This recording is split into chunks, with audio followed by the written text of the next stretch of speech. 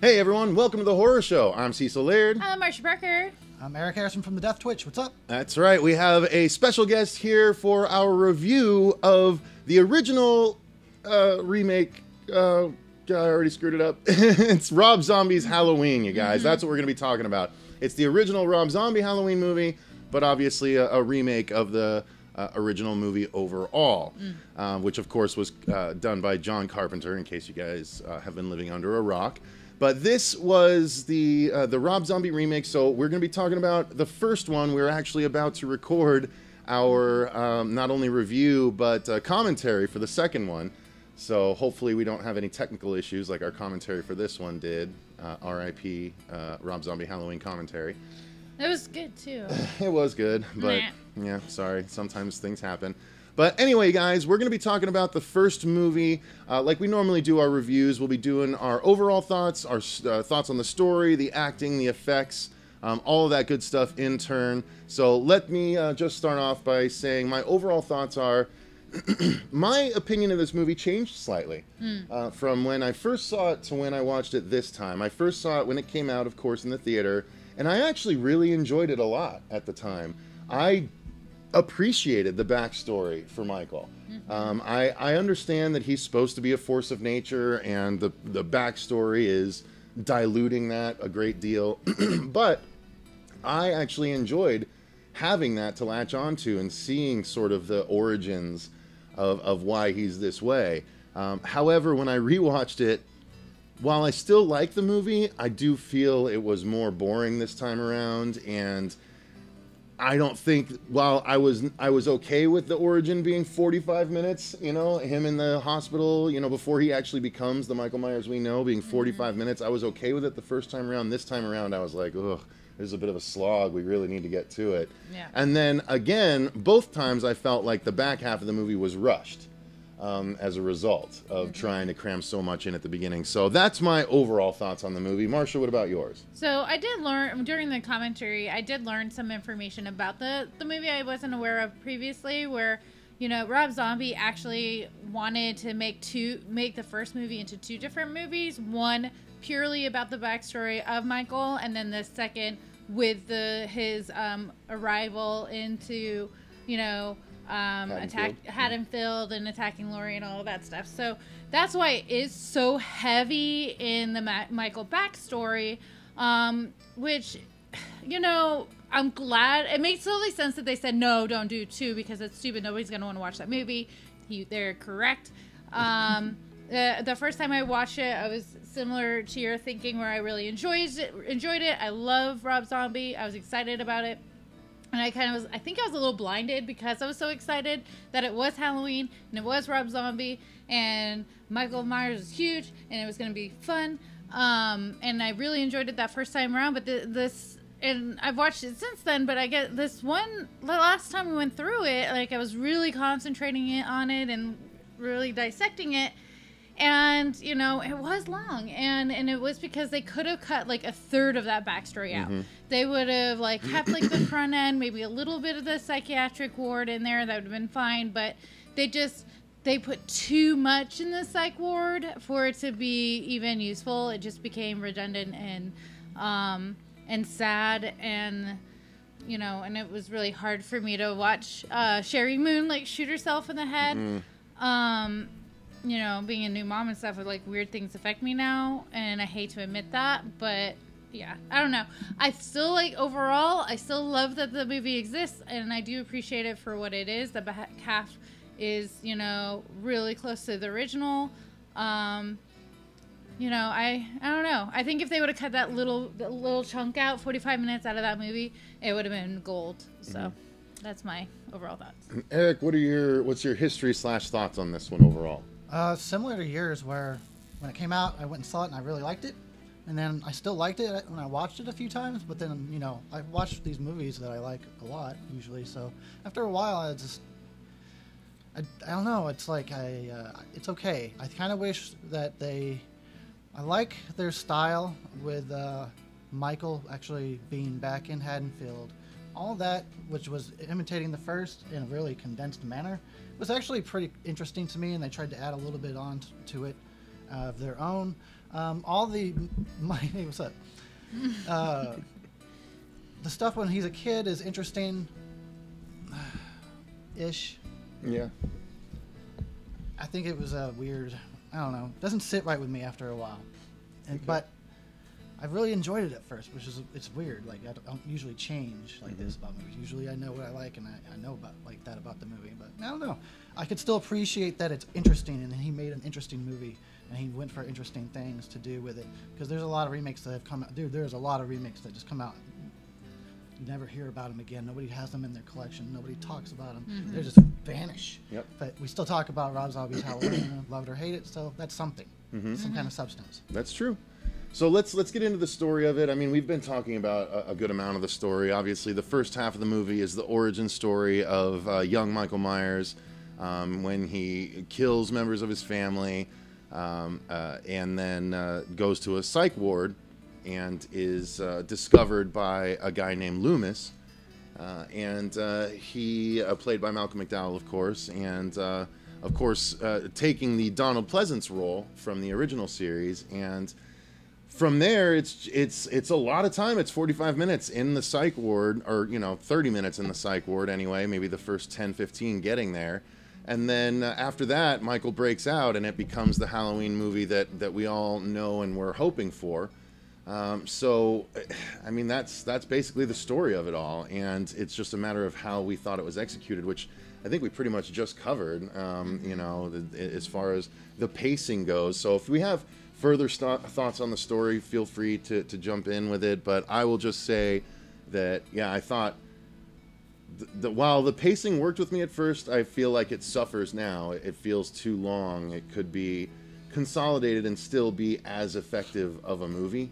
But yeah, I mean, the story is what it is. Michael is a disturbed individual, and he goes home and starts killing people that get in his way, and random people trying to get to his would-be sister.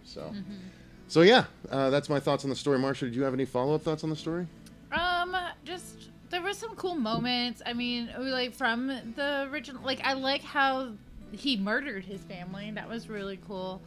I like the fact they did touch. You kind of got the feeling of like the aftermath of like when something like that happens to a family, and how the town reacts, and and how people handle that, and then when it jumps over to the present day, you uncover some of those hidden, the secrets of Michael Myers and stuff. There was some things that did bother me, that like.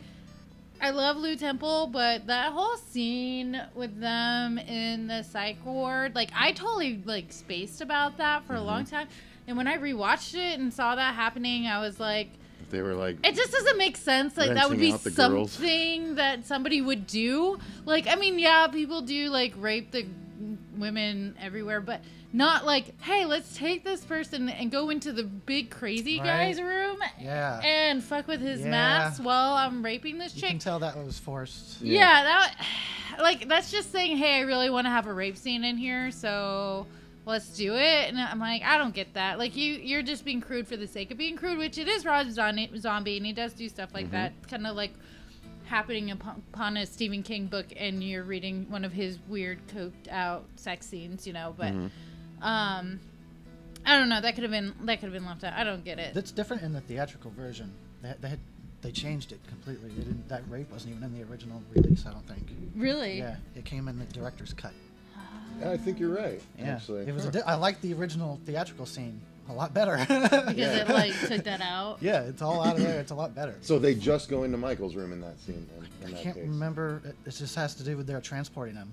Like the original. Yeah. Okay, that makes sense. Yeah. Maybe that's what. Maybe I just didn't watch the director's cut version. Maybe that's why I never remembered it. Probably. That's possible. All right. So, Eric, any further thoughts on the story from you? On the story? No, not really. Okay.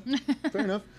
So let's get into the acting then. Yeah. Sure. So, I do like Tyler Mane's Michael Myers. I think he's big and ominous. And there are some people that contend that he should be just a normal-sized guy that is sort of an unstoppable force, but I'm just not as intimidated by a normal-sized guy as I would be with Tyler Mane's Michael Myers. So I do like that. I like. I'm not a big fan of Scout Compton or Scout Taylor Compton, whatever her name is. She's only gotten worse with the years, in my opinion. She was just in a movie called Cynthia that Fuego and I did not like, and she was basically a wooden doll in the movie, and I don't think that she started out much better in this one, honestly. We'll see what happens in the second one here, but I'm just not a big fan of the girl that played Laurie. I love Danielle Harris. I love that they brought her back, even if it's in a different capacity, because she was in Halloween 4 and 5 back in the day, as a little girl, obviously. I liked some of the acting. I love Malcolm McDowell. I actually really like Sherry Moon Zombie in this, even though she annoys the piss out of me in other movies. Oh, I love her. I hated her in House of a Thousand Corpses. I am not a fan of Lords of Salem, but I actually thought this to me is like Sherry Moon Zombie. I'm like, oh, kind of trailer trash Sherry Moon Zombie. I don't know why, but it's probably because she did such a good job in this one. Yeah, I know. A ghost riding a horse, if I'm not mistaken. So we'll find that out. But yeah, so that's my thoughts on the acting. It was good to see the gentleman we interviewed 2 years ago that's in all the movies. Oh my god, I'm going to space on his name now. Danny Trejo. That's the one. Thank you. So, yeah. Marcia, your thoughts on the acting? I thought everybody did a good job. I thought the kid playing young Michael was really creepy and was spot on. I love Sherry Moon, so yeah, I thought she was great. I love her always. I don't know. The kids were really good too. I really like the kids. I don't really have anything bad to say about any of the acting. Everybody played their parts well. I don't call anybody not doing a good job. So yeah, I thought the acting was pretty good overall. Everybody really delivered pretty good in the first movie. I really like Malcolm in this movie. I feel like the way that Donald Pleasance became the foundation for the Halloween series for a long time, he could have when you watch the first one. You really bond with him in a similar way as you do to Loomis, even though you can see he's doing his own version of Loomis. I actually don't mind Scout. I kind of like her. But she does get pretty frantic in the second one, so prepare for that. Okay, great. Yeah, and everybody else, Sherry Moon does good, but like I said, everybody was kind of wasted in the second one. Now that we don't, I guess we shouldn't be getting in that territory yet. Yeah. But yeah, everybody does pretty good. Okay, fair enough. So let's talk about the effects. I liked a lot of, we can talk about effects and set design and all that stuff kind of all rolled into one. I thought the set design was good. I appreciated the way his room in the insane asylum looked. I thought the design of Haddonfield and everything, it felt very appropriate and very homey. Homey, right, exactly. Very Halloween towny. So I like that. But yeah, as far as the effects go, I remember it being very brutal. I remember it being gory, but I don't remember it being especially gory.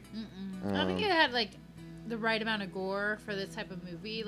I mean, when people got murdered, there was the blood where there needed to be blood, and it wasn't spewing obsessively crazy. The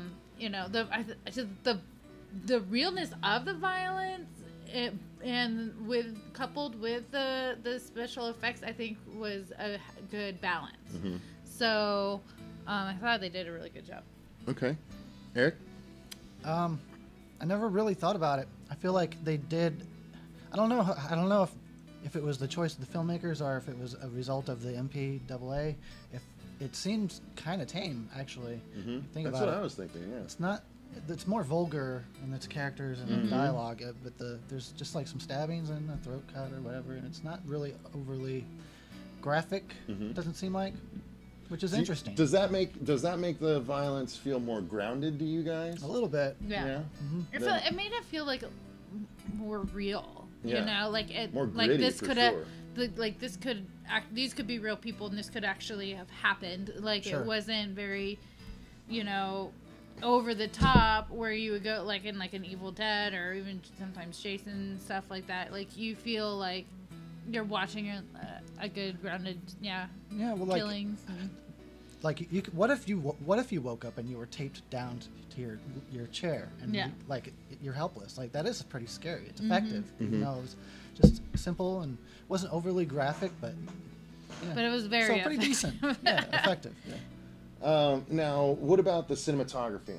Did you guys? I thought it was pretty standout as far as I don't know. It felt more accomplished than your typical slasher, but at the same time, it did feel like cramped and ugly where it needed to, which I think is basically a successful, a successful cinematography / directing collaboration. I don't know. What did you think? Did you feel like it was shot well and well presented? I missed the POV shot.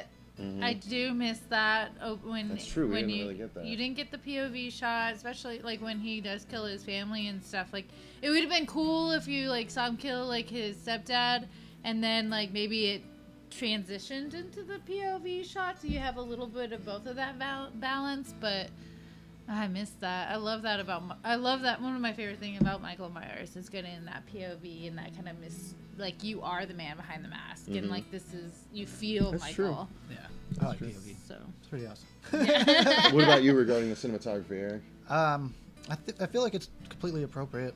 It doesn't seem to. It's I don't know how to explain it. It's just. It's not distracting. Sometimes that's all you need. I feel like it's kind of like you guys were saying stuff about when you're talking about Haddonfield being like homey and just feel cozy. It sort of did feel that way, and then.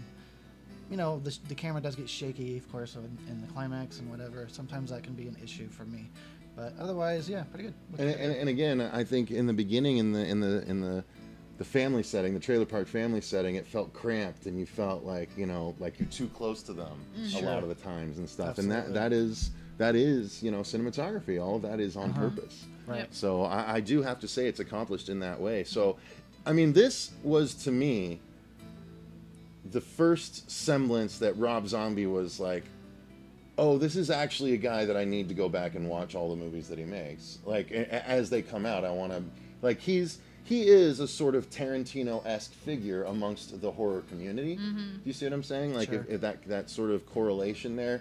Like, Rob Zombie is to horror directors as Quentin Tarantino is to standard directors. You know what I mean? He's out there, and he's different every time. And so I always go back to him. But to me, this Halloween movie is like, this and The Devil's Rejects are his two tops to me. So I do have to at least say that. Any final thoughts on it from you guys, Marcia?